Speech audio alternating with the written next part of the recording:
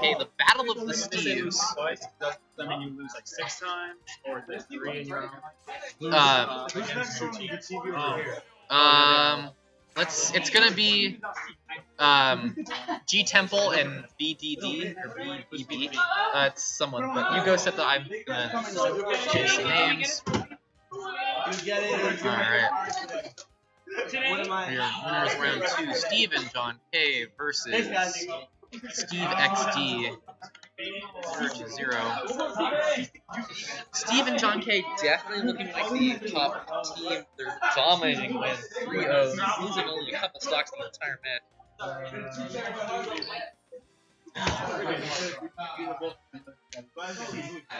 Alright, I have to step off the mic and go play my team's losers round 1 match, but we'll be back a little bit later. So, I leave you with Steve XD and Steve and John K in winners round 2. Steve goes on to face Clover in the next round. Alright.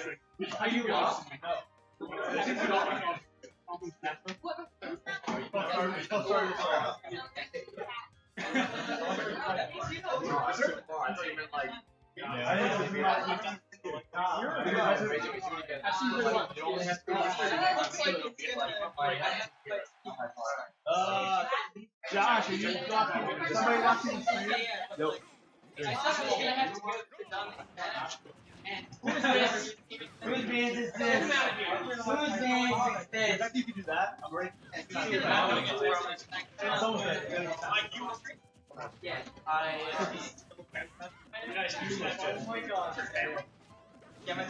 Yeah, I hate it. You don't know what's going on. Okay, my five. Everyone was at that.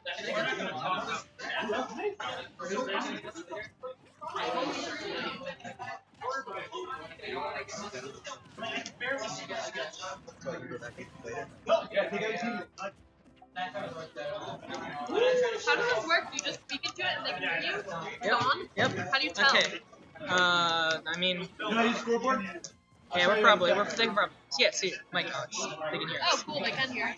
Okay, so this game is looking very dominating for the red team. They have a Bayonetta, so if you look at the stock counts, it may look like the blue team is actually winning, but actually Bayonetta is just sandbagging. You see, Bayonetta is the best character in Smash 4, completely unbalanced. You're gonna jinx her. Completely unbalanced. Now what happens is she's actually going to take a stock from Toon Link because she's that confident that she'll be able to 1v2 when they're both at 3 stocks. That's just how good Bayonetta is. Honestly, Nintendo, please nerf Bayonetta. Honestly, Nintendo. Now, what he doesn't realize is Bayonetta actually has a losing matchup against every single character in the game. Bayonetta actually has a losing matchup against being unable to recover. And so what that means is that I think our Bayonetta here, Dominique Pinocchio, actually found himself to be maybe a little bit too overconfident with those first 2 stocks, just throwing them out, when really he didn't realize that he had to save them because he got counterpicked by himself when he picked Bayonetta. Now, it's okay because this is just game 1, and going into game 2, the red team is actually going to have counterpick advantage both for characters and for stages, so they'll be able to turn that around, bring it to a game 3, and hopefully take home the W. But not like that. They just... Okay, this is actually... No? I watched people do it.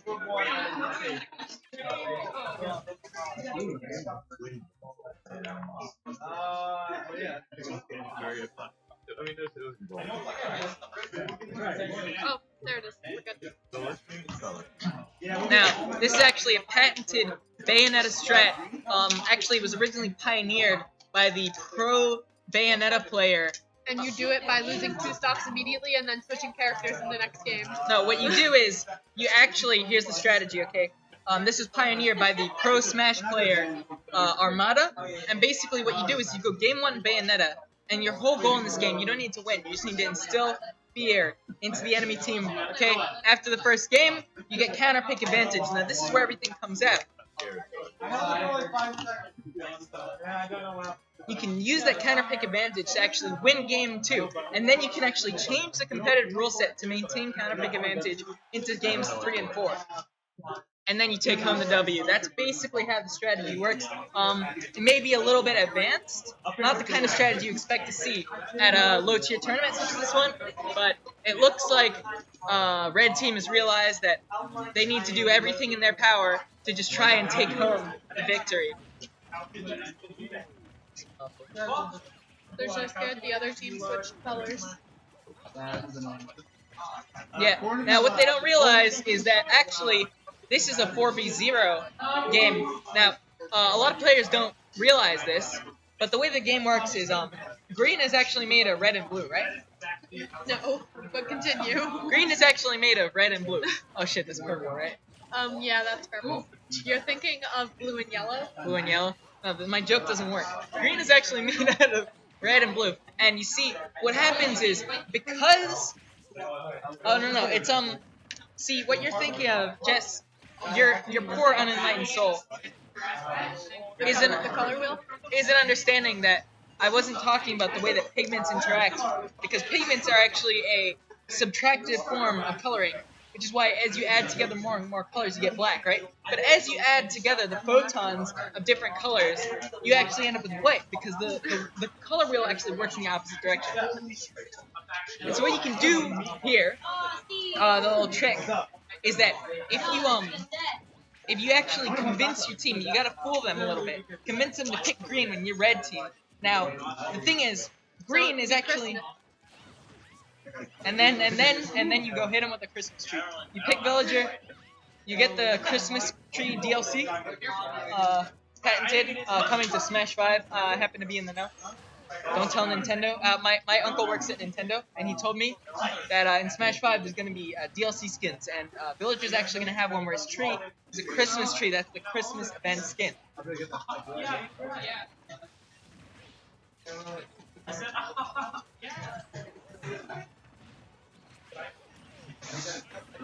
This game is just looking pretty unwinnable for Green Team. I don't think I've ever seen them on the ropes like this. Woo! Game & Watch getting the 9 skillfully. That's another counterpick strat. Actually, what happens is he deliberately lost game 1 because this is advanced strat that's only used by computer science majors. But actually what you can do is you can use the data input, because the actual random seed that generates the numbers for Game Watch's hammer is actually determined by the dev ran folder inside the inside the hard drive. Now, if you actually look into dev ran, it collects system entropy from the CPU. Now, if you can actually predict and manipulate the system entropy, you can control exactly what number you're going to get when you use Game & Watch's hammer. Which is why sometimes it's actually a viable strat. It's actually a viable strat to deliberately lose game 1 so you can create specific pockets of system entropy. Brief coffee break. Excuse me while I drink some coffee.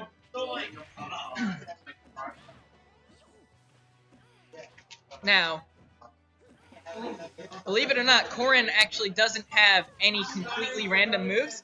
And the problem with that is you can't use the system entropy trick. So he's actually going to have to rely... Well, she's actually going to have to rely on skill to win this one. Now, it's okay because, believe it or not, Ket is actually one of the most talented... Oh wait, her name is XD. XD actually might be able to bring this one back. Never mind.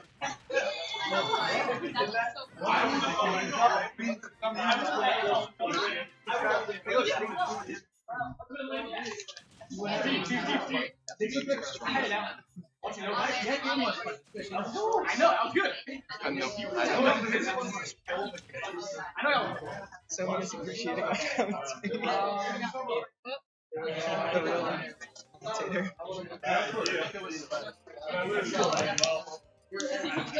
You never know. I can just knock Okay, people, we're moving on to game 3. Currently, green team in a very strong position, going into their second match, counter pick advantage, and now, going into their third match, they've had counter pick advantage for a little while now, and it looks like they're going to be able to counter pick to a stage that doesn't have any green on it, but does have red. Now, they've clearly picked camouflage colors so that they'll be able to blend into the background and avoid getting hit by their opponent's attacks. Hopefully, Dominique Pinocchio has managed. Yep, that's the Dev Brand trick I was just telling you about. It's all about manipulating system entropy. That was also deliberate, mind you. That was depressing. It was deliberate. I'm telling you. Deliberately depressing. Now, you guys might not know this, but Dom is actually a big crowd pleaser, okay? No one doesn't like seeing an upset. And more than that, no one doesn't like seeing an upset where they come back from being down multiple stocks. Now, Dom may be getting a little cocky here, but actually, what he's trying to do is create the most hype possible in this game. Get the crowd on his side, and once that happens, he can turn the tides of battle. Win the battle of hearts and minds before you win the battle of Super Smash Bros. For the Nintendo Wii U and 3DS, also known as Smash 4.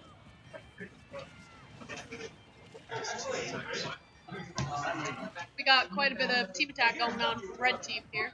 Yeah, Red Team probably mistook their own teammates for the stage. That's the problem with the camouflage counterpick, is that it can actually backfire when you try to hit the stage, and it turns out that the thing that you just hit was your opponent. Now, it looks like they should be able to avoid getting punished too hard for that, but it's still looking like an uphill battle. I think Dom is going to have to pull out the ultimate final technique. Now, I don't know if you guys know this, but Dom actually knows how to do a true Shoryuken on Game & Watch. The trick is you want to actually draw a Z with the analog stick and then press A, but it's actually quite difficult to do. However, it's actually a yet undiscovered tech.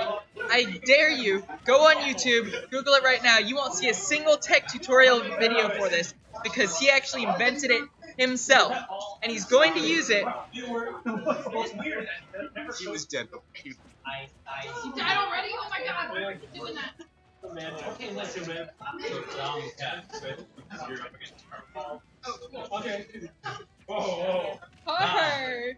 I would watch what you say. Damn. This is an excuse to outcome, right? No. I'm kind of. Second was good. Second was bad. So the secret is they're actually going to deliberately go into the loser's bracket because you get to play